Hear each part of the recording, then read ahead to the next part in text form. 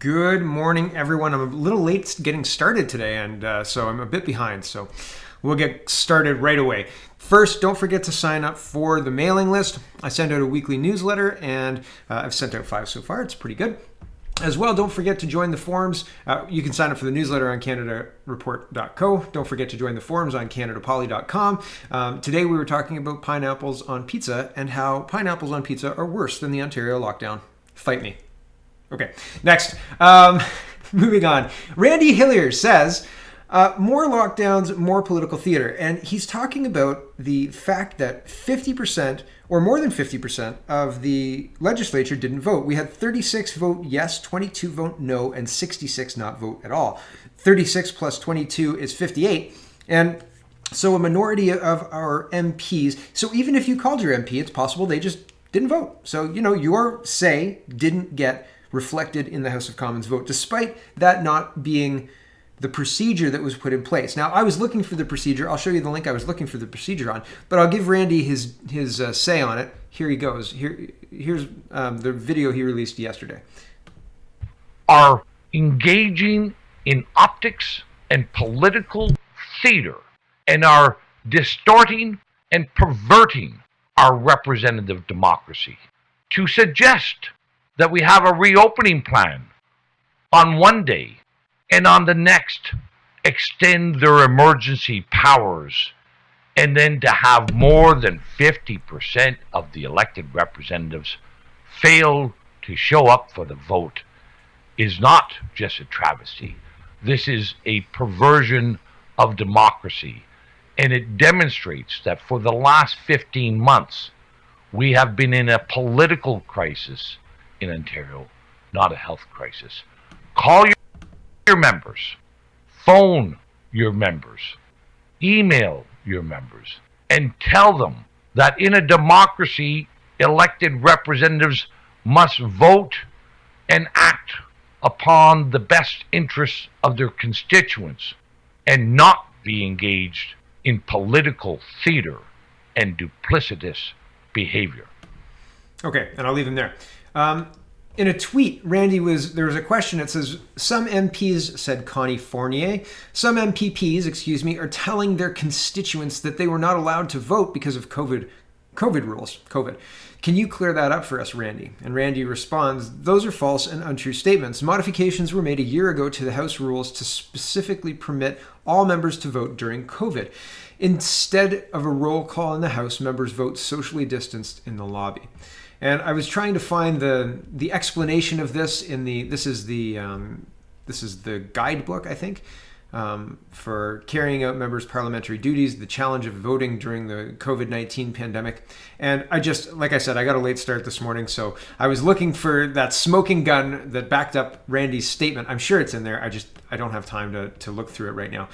So apologies that I haven't got there yet, but we've got the rest of the show to do. I think that it's interesting that in our democracy, we want not just a representative. Like what the government is essentially saying is that they took the makeup of the House and reduced it to have less members in the House to vote. And I guess that's the explanation, that they're saying that we couldn't bring everybody in to vote because of COVID rules, so we reduced the number at the same ratio, so like the same number of people, so it would still go the way that the legislature breaks down.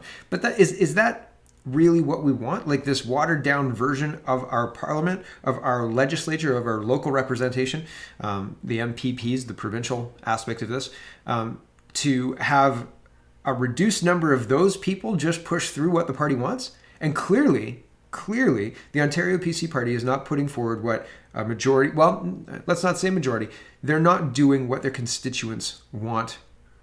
But that's hard to gauge, right? But people are upset. People want their businesses open. People want to be able to live their lives, right? And being stonewalled at every level is frustrating because you can't deal with it. Like from the legal aspect of things, like how do you even start to engage with this?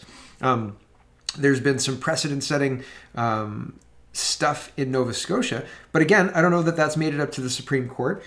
Randy Hillier's been getting fines and trying to get his fines seen in court because he says they won't stand up. So I don't know what the right move forward is, but having this watered down representative vote that just pushes through party lines, I don't think that that's beneficial. I don't think that's helpful. I don't think that's where we should be 15, 16 months on from the beginning of this emergency. An emergency doesn't last forever. An emergency doesn't last this long, right? And certainly with the information that's coming out, with the data that we've got, rather than the models that we project, we can show that this response has been, terrible, buffoonish, right? Like, you would 100 monkeys on a typewriter, right? Like, I don't know, give it to the third monkey, right? He's the guy in charge. But they would do better. It's honestly a maddening thing to live through. And especially when we've got so many examples. We don't have our kids in school. There are a lot of places, we're the exception, not the rule. Most places have their kids back in school. And again, I have huge problems with the school and the education system. We'll talk about that. The Catholic teachers put out guidance for their teachers to stop instructing children to have vaccines, etc. And that's good news. But there's still under more restrictions than most prisoners. Do you want to send your kid into what amounts to a prison with prison guards who are making sure that, masks are on their face and they're not talking if their faces aren't covered? And like the psychological torment that's going on is very concerning, from the former educator in me to the youth care worker in me to the parent in me, right? Like, it's so frustrating because what they're doing is wrong. And it's not like you can take it to your boss and be like, listen, like, you're wrong here, right? You take it to somebody and you tell them that they're wrong and they say, thank you for your opinion. And then they stonewall you and make sure that you're minimized. Even Dr. Bridle, right? There's a smear campaign going on to discredit him because what he said about the spike protein. And he's just sharing information that he's used the scientific method to come to that conclusion, and he can back it up. And they're coming out with character assassination pieces, right? Makes you wonder. Anyway, Randy Hillier is saying these are false and untrue statements. I don't have the smoking gun. Apologies. Moving on. High security labs tied to Chinese military researchers should compel liberals to provide documents, the opposition. So yesterday there was a debate in the House of Commons. Over hours of debate in the House of Commons, Conservative, NDP, and Bloc Québécois members repeatedly called on the Liberal government to provide details as to why 2 scientists were fired from Winnipeg's high-security National Microbiology Laboratory earlier this year amid an RCMP investigation into the matter. Okay, I scroll down. The Liberal governments have so far rejected calls for the documents, claiming a release of such information would be a breach of national security and could reveal details of an ongoing police investigation. Liberals, including Prime Minister Justin Trudeau, have sought to frame questions about the laboratory's operations as parliamentary overreach motivated purely by racism. Here's how that went. If you're looking for highlights, I've got them. Here we go. It's very interesting. There's one that I'll highlight specifically, but here's the setup. What that speech was, for a second I thought our parliamentary system had turned into the CCTV broadcast out of mainland China, or the member was going through a job application as a spokesperson. Madam Speaker, in the preamble to the last question, Parliamentary Secretary. I was actually going to point out how incredibly offended I am for the member opposite to actually question my allegiance to this country. And I would ask that member actually apologize. The suggestion that my allegiance to Canada is in any way in question is incredibly offensive, and again shows me the complete lack of knowledge that the Conservatives have when it comes to the serious threat to China in this country. This member knows me. The serious threat to China in this country? What? Hold on. She says it again. Here you go. Knows me the complete lack of knowledge that the Conservatives have when it comes to the serious threat to China in this country. Yeah, China is under threat in this country? What is she talking about? So, it went predictably well, right? They were asking questions, getting gaslit and, speeches like that in response to legitimate questions about biosecurity labs and access that the PLC or the People's Liberation PLA, the Chinese army has to that laboratory, and why they were fired. Were they ever working there in the first place? Were they taking a salary, or was it just like, listen, we'll take this back to our country and just don't mention it to anybody? Like, was that the agreement? Because that seems like, well, I think, don't they have rules that govern that kind of thing? No? Huh. Here's CTV's reporting. Defense Minister Harjit Sajjan discusses new report which calls for a civilian system to investigate sexual misconduct in the military. Isn't it wild that he's still in his job, considering everything that's come out about Vance allegations and the two military officers who stepped down in, like, the top brass who were stepping down over allegations of sexual misconduct, et cetera, et cetera, et cetera. Harjit's going to fix it by taking that out of his role. Here you go. Somebody else do that, because I'm obviously not doing it, but I'm going to keep this role. I mean, right? Like, and nobody's upset about this. The whole upper echelon of, like, all of the ministers that you can name are awful people at their jobs, right? Like, they're just terrible at their jobs, right? Like, I don't know if it's willful incompetence or because they're not up to it incompetence, or if that's the plan incompetence. I don't know, but like, from Harjit to or Sajjan to Gellibo to Freeland to McKenna, right? To Monsef. I mean, like, everyone you name is just like, oh, another one. Oh, right? Terrible. Lametti. Oh, they're just awful. They're just awful. And Harjit, right? Harjit Sajjan. Not doing the job and continuing not doing the job. Canadians, with one exception, have elected a parliament that won't stand up for Canada. And the one that they're saying is standing up for Canada is Jody Wilson-Raybould? What about Derek Sloan? What about... Derek Sloan. He's elected still, right? Okay. I'm sure there are other people standing up for Canada, but in the parliamentary system, that's like, I don't think that it's Jody Wilson-Raybould. I don't think that she makes national news all that often, and it's not like I ignore Jody Wilson-Raybould. Like, if she's talking about things and people are interested, she released a book. I don't know, did she tour the book? I didn't even see any interviews. Was she on CTV's The View, right, talking about her experience being the first Indigenous Attorney General to be removed by Justin Trudeau? That would be the name of the first chapter if I wrote that book. Right? I'm the first Indigenous, right? That'd move some paper, right? Just my opinion, Jody.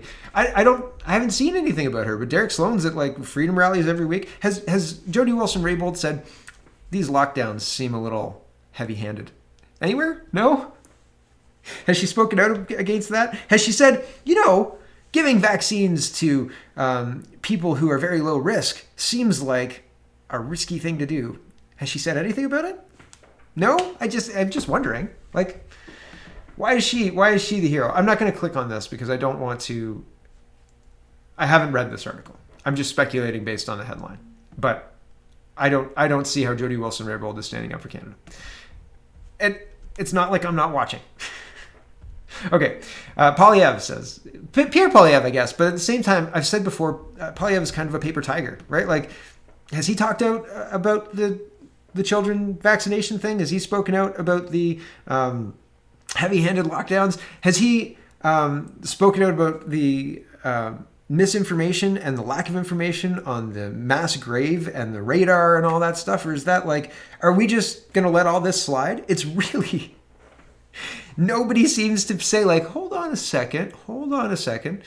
Somebody mentioned that there were Mayan temples or some temples found with this ground radar that when they dug for things, they weren't there, right? Like, so is this a slam dunk? I don't know if it's the slam dunk that they think it is. And even if there is remains there, I say again, context matters. I've gotten a whole bunch of emails. Thank you for the people who are emailing me about this. I really do appreciate context because, like, one, if I'm wrong, I would love to learn and read about how I'm wrong because I'll correct myself. I try and correct myself. And if there is context that backs up kind of my take on it, I'm interested in that too. And I haven't got any emails telling me that I'm wrong. I've got emails with context from firsthand anecdotal stories saying basically what I said yesterday, that the story isn't complete. There's historical context. There's terrible things that happen. Somebody mentioned the stock market crash and the related fallout from that, right? And I asked if I could use the story, and I haven't heard back, so I won't get into it yet. But there's a huge amount of history, and history informs what actually happened to the people, right? And without that, you can't kind of shoehorn in 2021 woke social justice warrior ideology on top of the 1920s and the 1930s in rural Canada. I'm sorry, you just can't. It just doesn't work like that. Like you could try, and you can write articles that come at it from that lens, with that lens, but it falls flat because it's dumb. It's dumb. Anyway, has Polyev talked about any of these things? Has Polyev said, hey, there's more to this story? No? Well, paper tiger, right? I rest my case. Anyway, he's saying the inflation tax from the central bank to the food bank, government money printing is driving up prices so people can't afford to eat. And he's linking a CBC article talking about more people turning to a Charlottetown food bank with fuel and grocery pricing increasing, right? Skyrocketing. Indeed. It is. It is. It's expensive. Remember the story I showed you yesterday about the deleted Twitter account? And this was talking PMO, Katie Telford's stomping grounds, but the Privy Council is kind of closely connected to that. And 29% of the Privy Council's staff rate their workplace as psychologically unhealthy. That's a high number. And like, interesting to correlate this coming out right after that other account got deleted. This was on June 1st, so this is yesterday, but still, right? John Iveson, this is talking about the residential schools and the kids. He says, it is possible to lament the residential school policy and agree with Jason Kenney that John A. Macdonald was an imperfect man, but a great leader. Kenney defends contentious Canadian history, laments cruel or cancel culture after Calgary's school renamed. So I think that it's interesting as well. We're talking about this big black eye in the history of Canada. This has been well known. This has been apologized for multiple times in Parliament. Canada has said, we made a mistake, and so continuing this removal of our history doesn't feel like an apology anymore. Have you ever had like a disagreement or a kid, right? Like if a kid does something wrong, say you say like, don't drink that chocolate milk, and then they go and pour chocolate milk and they drink it, and so you punish them, right? Do you punish them like next week for that? You're like, you remember last week when you drank that chocolate milk? You sit down for 5 minutes and you think about that, how wrong that was, right? And then like 3 weeks later, you're like, listen, kid, you sit down. You remember when you did that? Like, do you think the kid is going to be like, yeah, you're really right, I shouldn't drink the chocolate milk? I would sneak it. I would, and I'm not trying to map that directly or anything to that effect. I'm just saying, like, when you do this, when you engage in like dishonesty, and when you start browbeating people and start just like calling them names because you feel like you want to be mean about it, people are going to just turn you off. Like, that's not going to endear your child to you, right? If you treat them that way. Just like the press continually browbeating Canadians for their obvious and clear racism, despite the lack of details for this story. It's irresponsible. It's not press. It's browbeating the public, and they can get bent. Like, honestly, what utter trash. Garbage. And the idea that cancel culture is legitimate, it's not. It is removal of our history. It is demoralization. It is not an accident. Okay? John Iveson again. Justice demands the Pope apologize for the church's role in residential schools. More, what's the word? It starts with a D. Hold on. Debasing. That's not really the right word I was looking for, but whatever. Of Christianity, of the culture of the country. Catholicism is, originally in the Charter, the right to practice your religion, any religion you want, was more referring to like Lutheran, Protestant, right? Different versions of Christianity for unity, right? And not that doesn't expand to include other religions. Everybody should be able to worship their God in their way.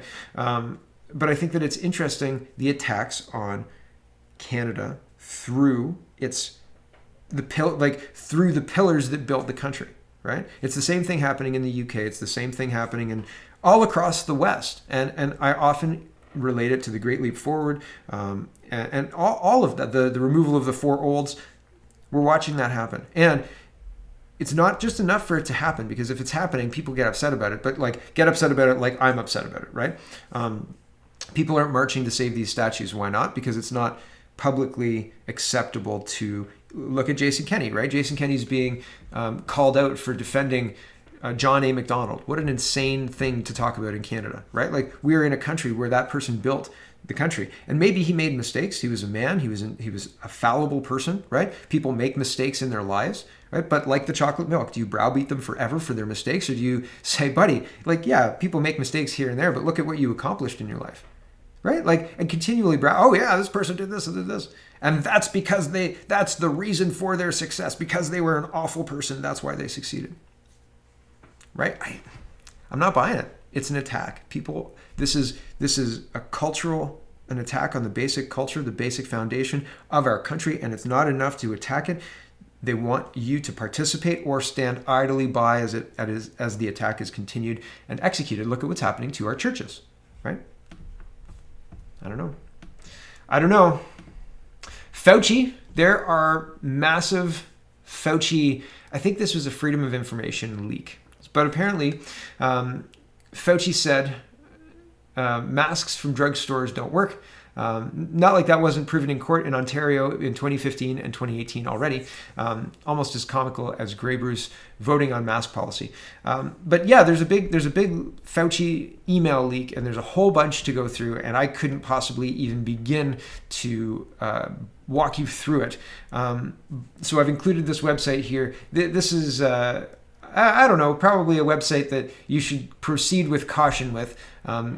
You have to be able to discern like crazy things from truth. So if you've been reading the news lately, anyway, there's a lot of people who dig and will highlight the important or interesting emails, and it's worth kind of checking out if you're interested in digging into that particular rabbit hole, because it will be a rabbit hole, I'm sure.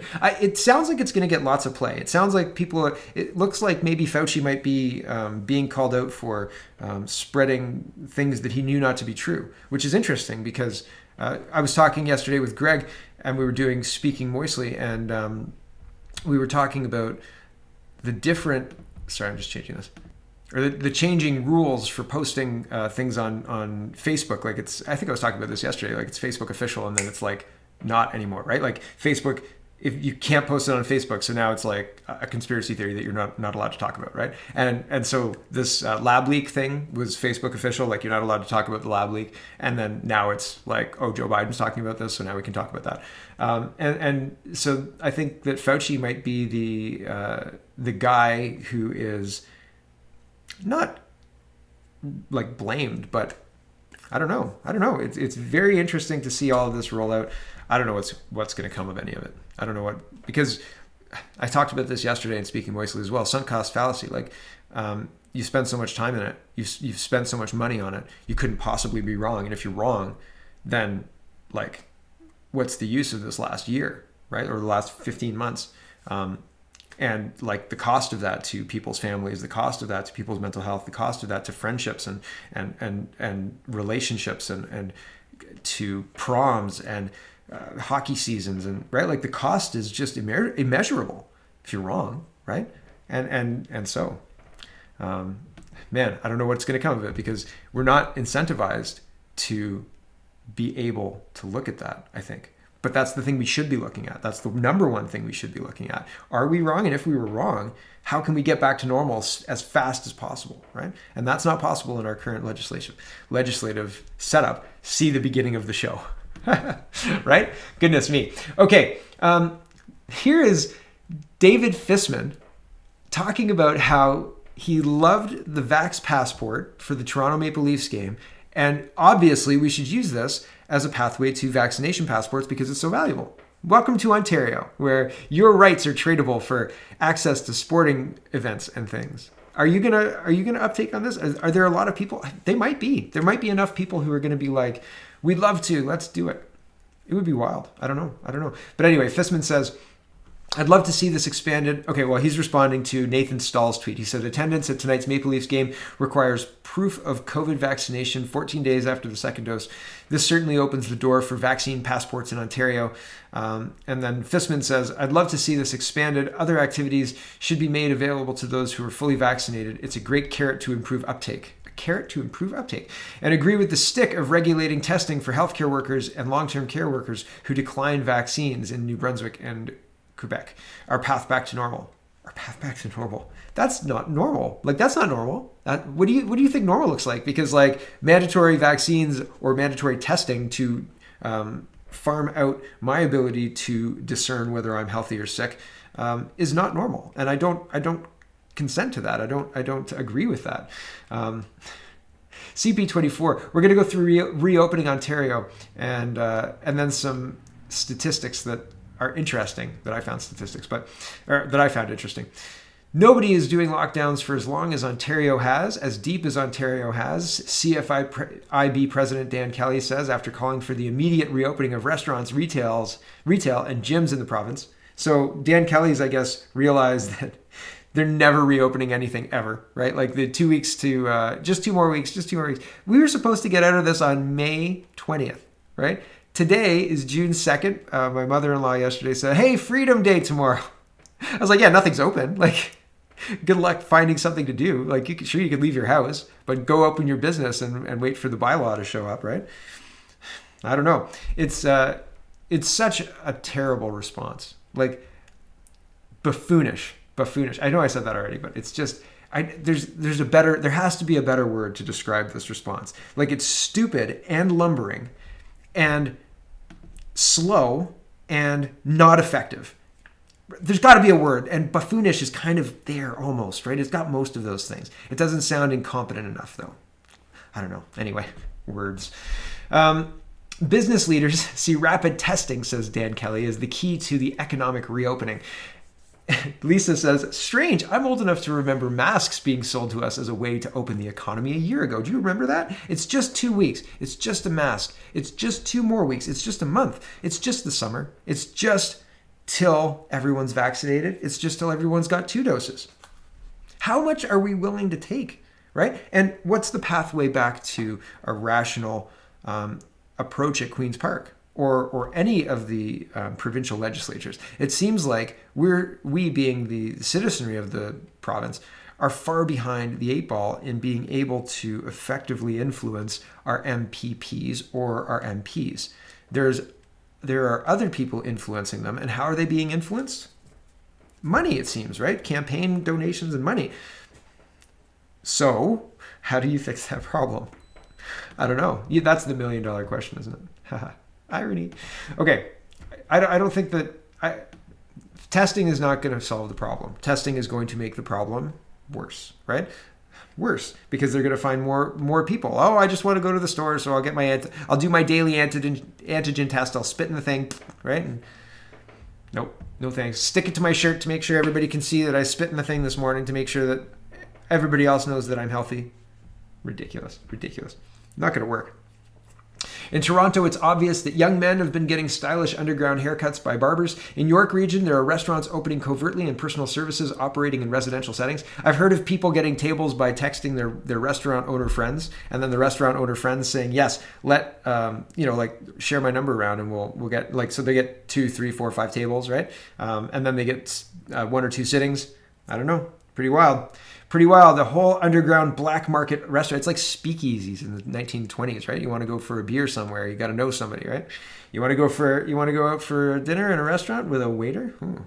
That's going to cost you, buddy. I got a phone number, but you're not going to be able to afford it. Sorry. You're not quite high class enough, right?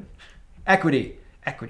Justice Centre in court today challenging federal quarantine hotels. The Justice Centre for Constitutional Freedoms will be in federal court today in Toronto. This is yesterday. On behalf of clients who are challenging the government's policy of forcing returning Canadians into a federally approved hotel for quarantine at their own expense.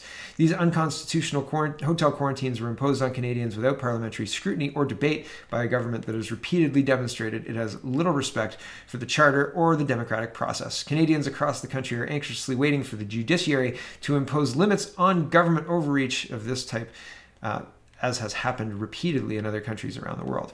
Right? I hope that the judges see sense, but I'm not holding my breath. Not today.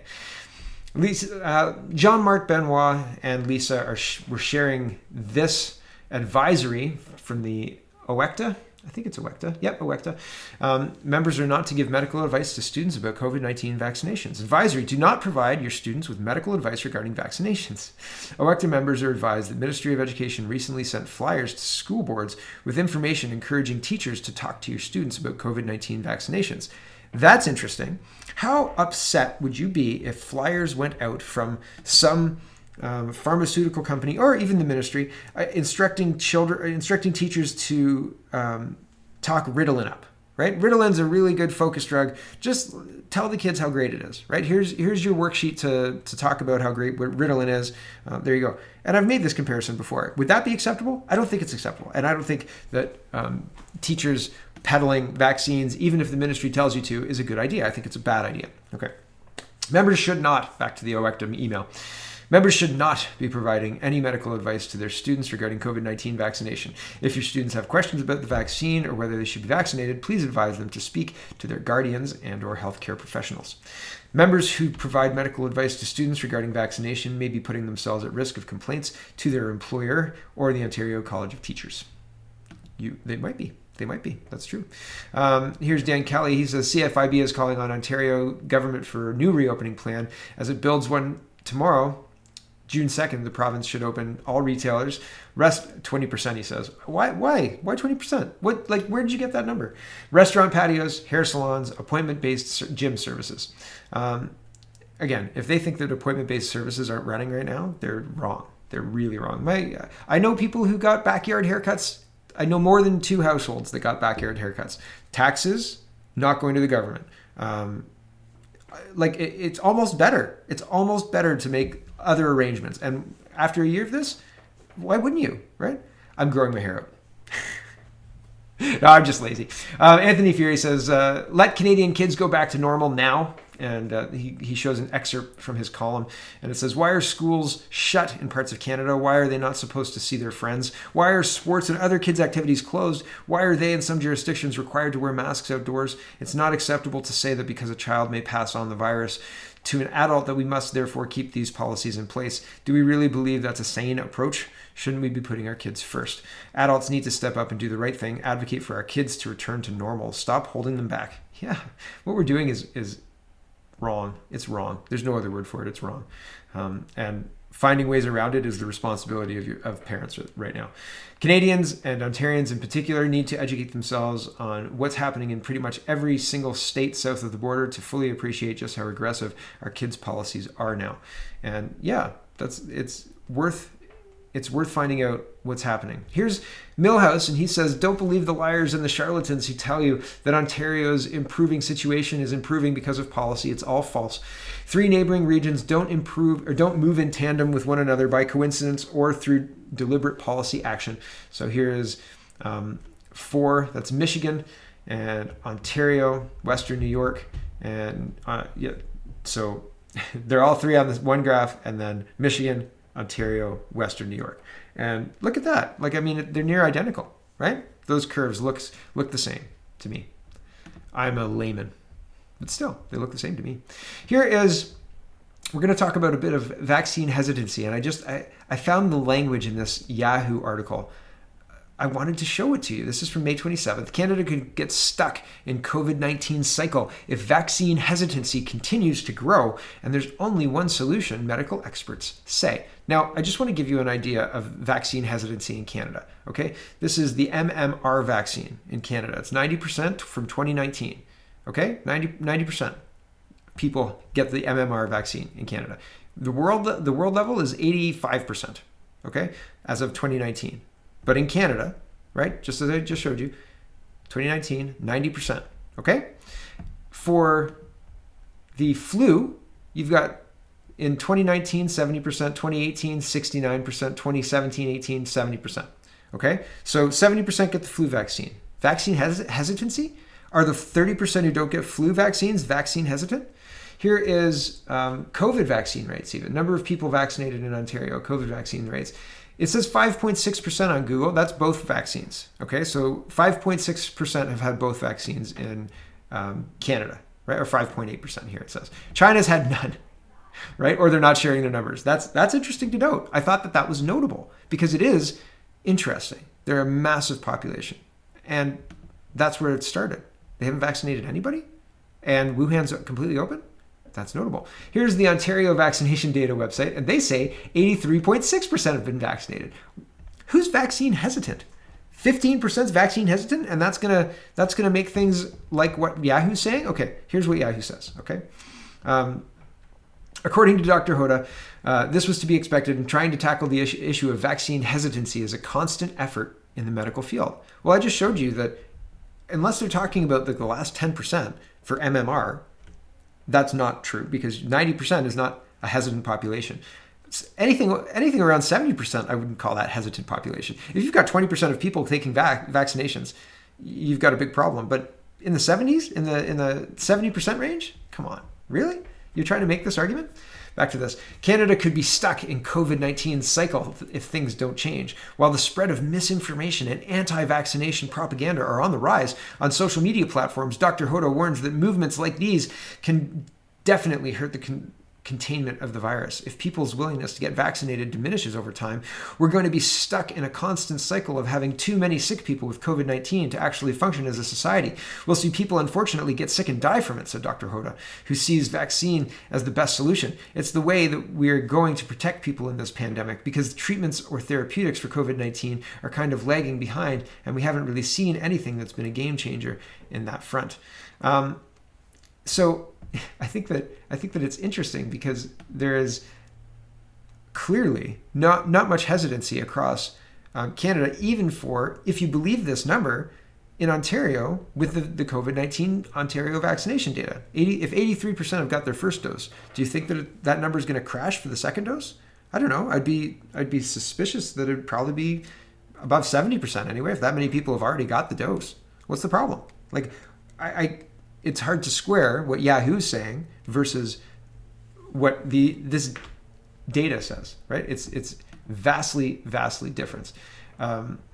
Okay, we are going to get into vaccinations and kid vaccinations, etc. And YouTube doesn't like that, so I'm going to head over to the redacted part of the show. Thanks for watching, everybody. Check out CanadaPoly.com, check out CanadaReport.co, check out SpeakingMoistly.co, and have a wonderful day. Or head over to BitChute, Rumble, and Odysee, and see the rest of the show if you like.